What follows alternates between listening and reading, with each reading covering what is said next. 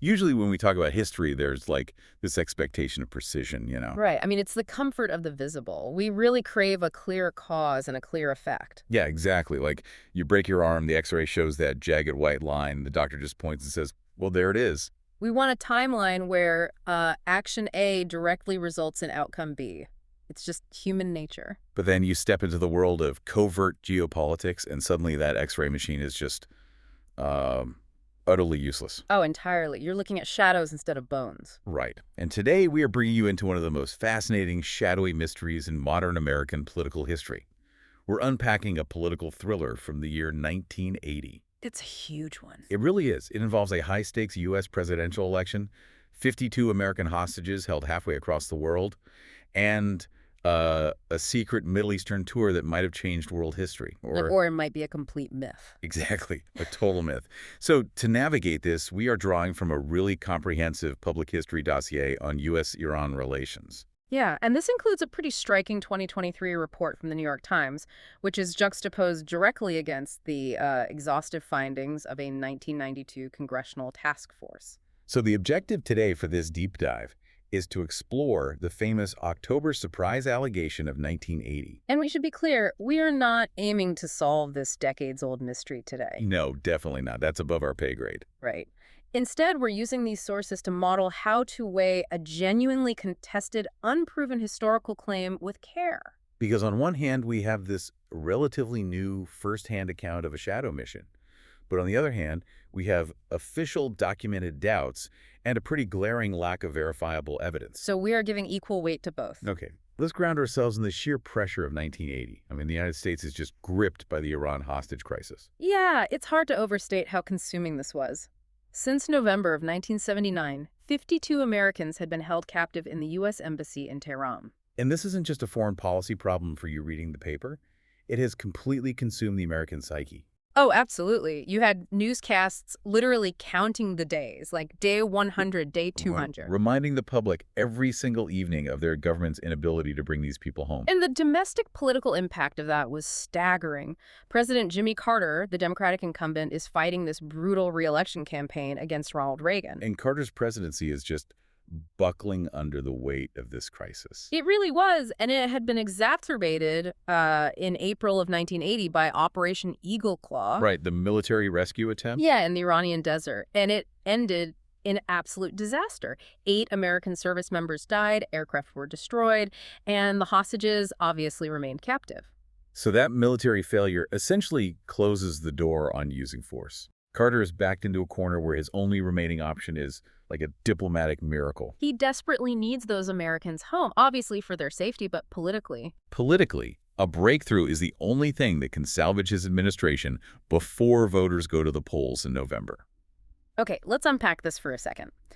Carter is basically in the final 2 minutes of a tied Super Bowl, and a hostage release is his Hail Mary pass. That's a really good way to put it. Everything hinges on whether he can get them home before the election. Right. So he was pulling every diplomatic lever available. And the terminology here is fascinating, actually, because we still use it today. The October surprise. Exactly. The concept of an October surprise didn't originally mean, like, a scandal dropping out of nowhere, which is how we use it now. Wait, really? It meant something else? Yeah, in 1980, the October surprise was the widely anticipated last-minute diplomatic victory that Carter was desperately trying to engineer. Oh, wow. So a narrative-shifting release of the hostages right before the election was the original October surprise. Yes. The entire political establishment knew the math.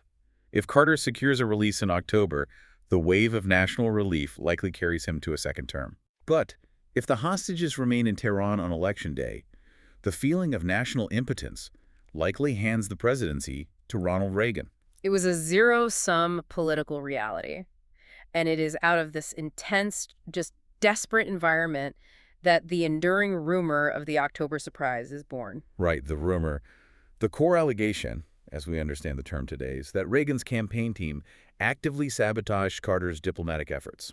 Right. The claim is that Reagan's orbit covertly reached out to the Iranians and promised them better terms if they simply held on to the hostages until after the election. Which, if you take a step back and look at the gravity of that claim, it is staggering. It's massive. I mean, you are talking about a political campaign interfering with sensitive state diplomacy, deliberately prolonging the captivity of American citizens, Right. purely to win an election. It would represent a profound betrayal of the democratic process. Totally. But for decades, this allegation existed largely as a persistent whisper. Right. Yeah, there were theories, circumstantial breadcrumbs, books written by former operatives, but it was often relegated to the fringes of political conspiracy. Until recently. Exactly.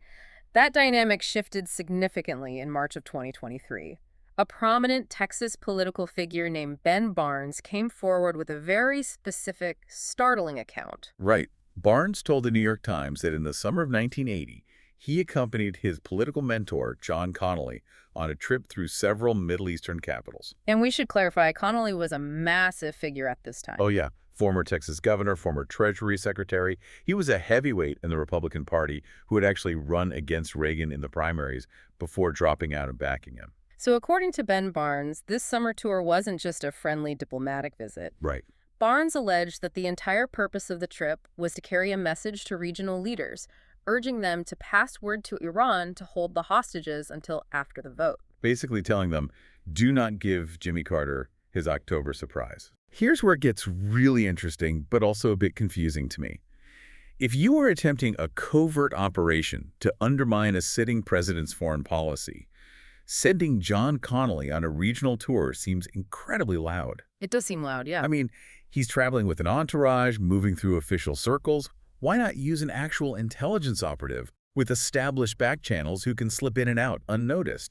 It feels like passing a secret note through 5 different people in class and just hoping the teacher doesn't intercept it. That's a great analogy. It is a counterintuitive strategy, but there is a specific logic to it within the realm of shadow diplomacy. Okay, I think it makes sense. So, an intelligence operative brings secrecy, sure, but a figure like John Connally brings presumed authority. Ah. Remember his resume? Former Treasury Secretary, major political titan. To a Middle Eastern leader, Connally looks like a legitimate emissary of the incoming administration. He carries the weight of future American policy. Right, particularly regarding financial assets and military relations. In a way, a mid-level spy simply cannot. The argument is that his high profile was the very thing that made the threat, or the promise, credible. Okay, that actually makes a lot of sense. So Barnes comes out decades later and puts himself in the room. He says he watched Connally deliver this message. Yeah, it's a striking piece of firsthand testimony. And the reason this allegation has maintained such a grip on the American imagination is because of what actually happened next in the historical timeline. Yes, the hostages were released, but not in October. Right. They were released on January 20th, 1981, literally minutes after Ronald Reagan took the oath of office. The split-screen reality of that day is burned into the historical record. On one side of the television screen, Reagan is finishing his inaugural address at the Capitol. And on the other side, planes are lifting off from Tehran, carrying the 52 hostages to freedom. Exactly. So what does this all mean for how we view history? It feels like our brains are hardwired to look at that January 20th timeline and say, aha, cause and effect. Because it feels intuitively true, right? It's so incredibly cinematic. The Reagan team allegedly asked them to wait until he was president, and they waited until the exact literal minute he became president. But doesn't this show how circumstantial evidence, even incredibly dramatic timing, can completely blind us to the hard facts of a formal investigation? That's the crux of it. That intuition is precisely what makes the October surprise allegations so durable. It feels like the final piece of a puzzle snapping into place. But history demands a higher burden of proof than dramatic timing. It has to. And this brings us to the vital opposing historical record.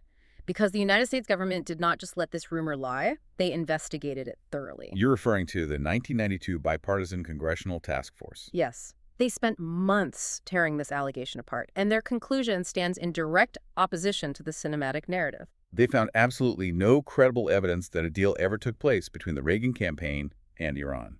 None. And the scale of that 1992 investigation is crucial to understand here. They didn't just read intelligence summaries. Right.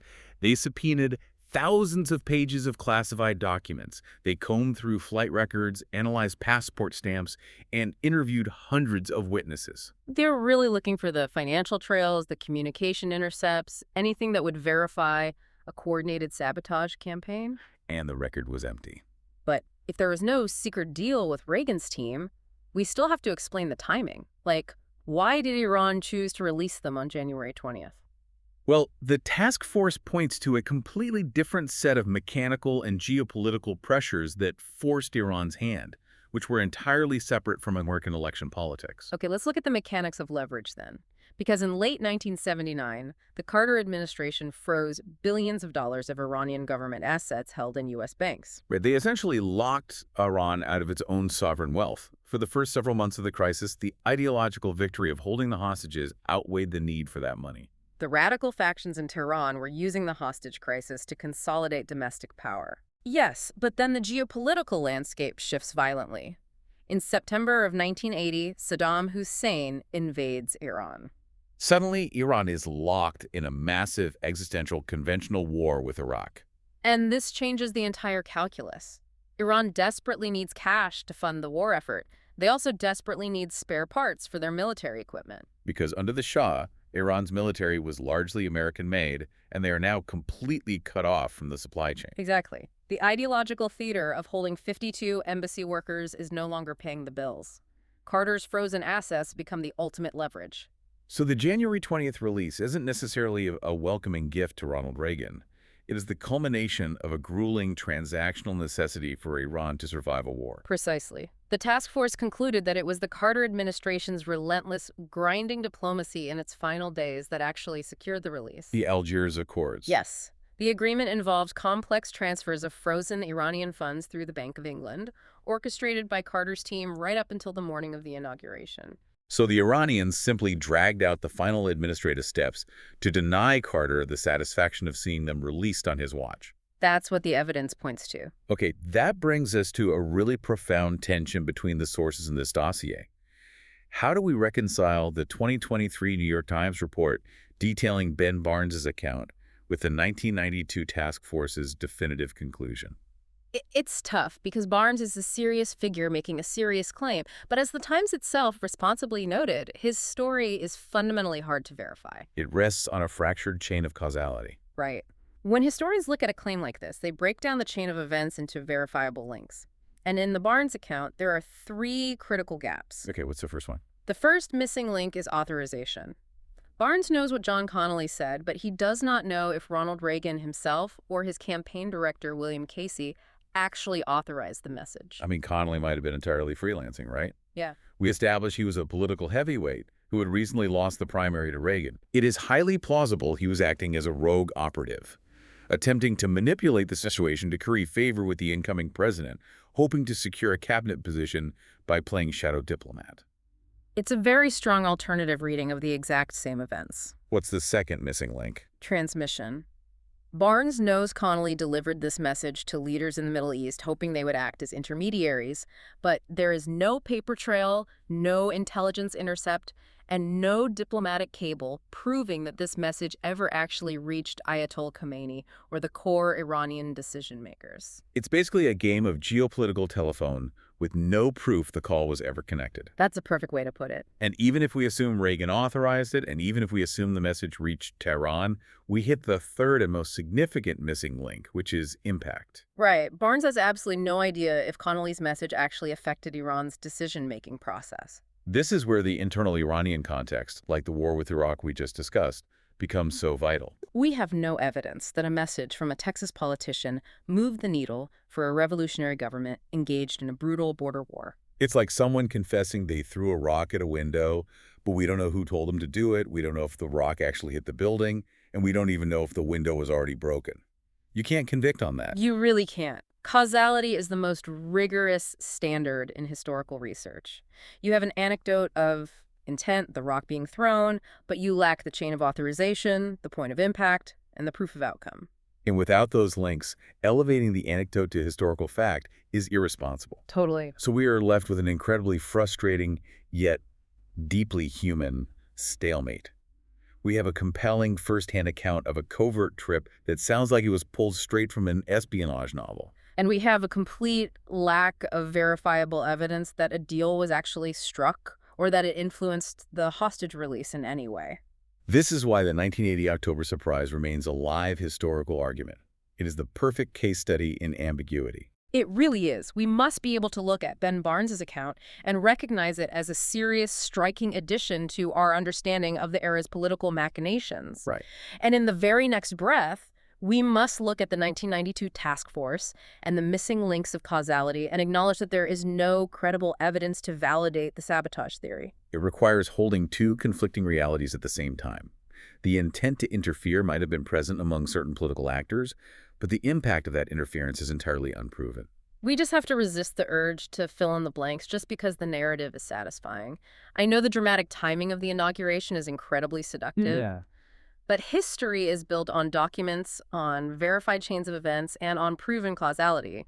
When we lack those elements, we must have the discipline to accept the unknown. And this brings us to a broader theme running through the dossier. The source material emphasizes that the entire U.S.-Iran relationship, spanning decades, is defined by mutual suspicion.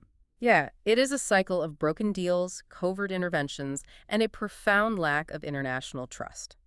The international trust deficit between the two nations is well documented. Rooted in a long history of perceived and actual betrayals. Yeah. But consider how an unproven allegation like the October surprise impacts trust internally within our own borders. Oh, that's interesting. Because even without a smoking gun, even without credible evidence of a deal, the mere belief that a political campaign might secretly negotiate with a foreign power to prolong a national crisis alters the civic fabric. It really changes how citizens view their own democratic institutions.